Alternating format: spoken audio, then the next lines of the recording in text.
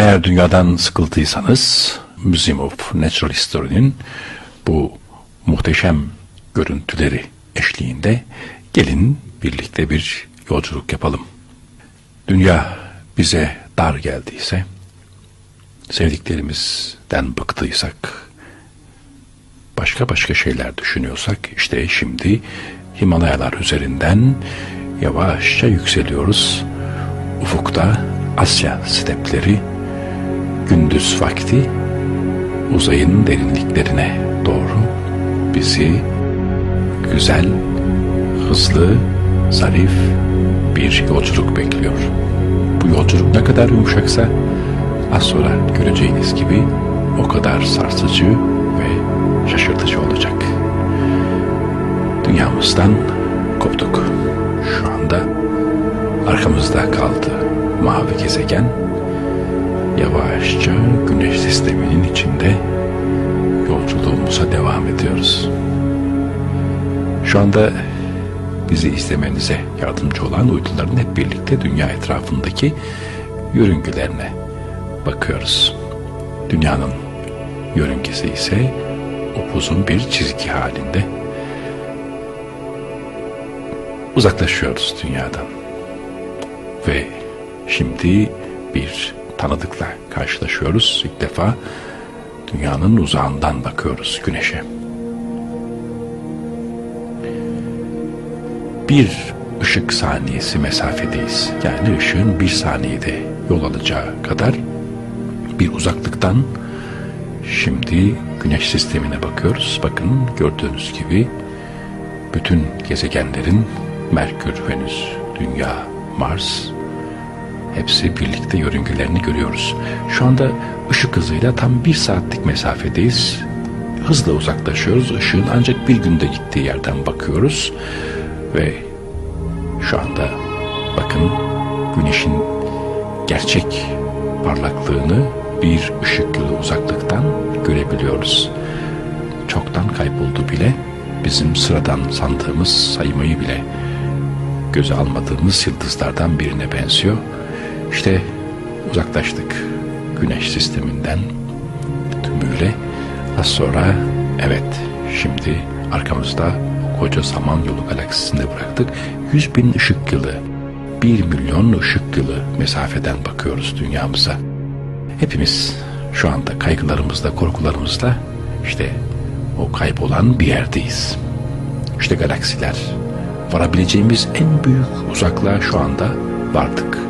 Bütün kainatın kapsadığı ve bildiğimiz galaksileri 5 milyar ışık yılı uzaklıktan etrafındaki kuasarlarla birlikte seyrediyoruz şu anda. Bu kuasar kalabalığı kainatın, bildiğimiz içinde yaşadığımız kainatın henüz çok genç olduğunu gösteriyor. İşte bütün bir evrenin, bildiğimiz kainatın dışına çıktığımız yer. Biliyorum sıkıldınız. İnsan bu kadar uzaklıktan evini özler. Öyleyse hadi birlikte dönelim. İşte o galaksilerin arasından her biri Samanyolu galaksisi kadar olduğu halde ufacık bir nokta gibi gözüken galaksilerin arasından, bildiğimiz karanlıktan yolumuza devam ediyoruz. İşte o mesafede gördüğümüz Samanyolu'nun içinde bir yerde sevdiklerimiz, kızımız orada, oğlumuz orada, komşularımız, iş arkadaşlarımız, dostlarımız bu alevlerin ortasında bir yerde kaybolmuş durumda.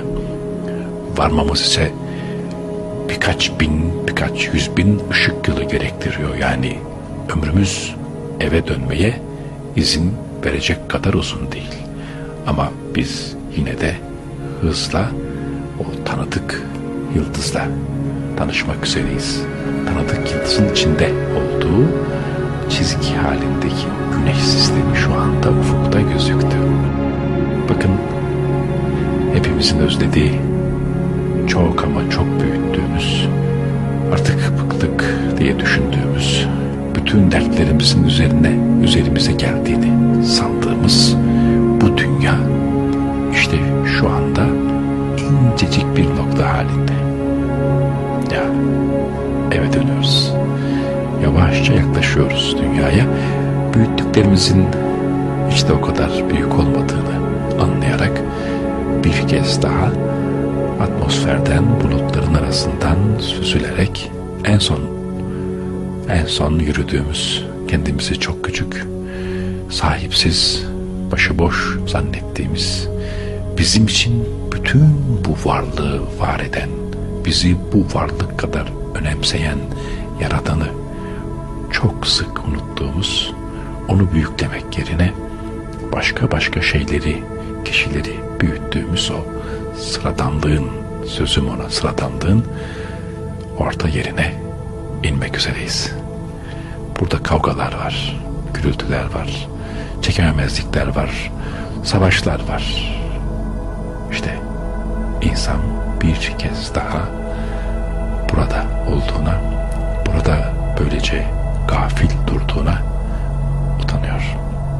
American Museum of Natural History'nin bu zarif çalışmasını kendimiz için bir tefekkür, bir hesaba çekiş vesilesi olarak sizlere takdim ediyoruz.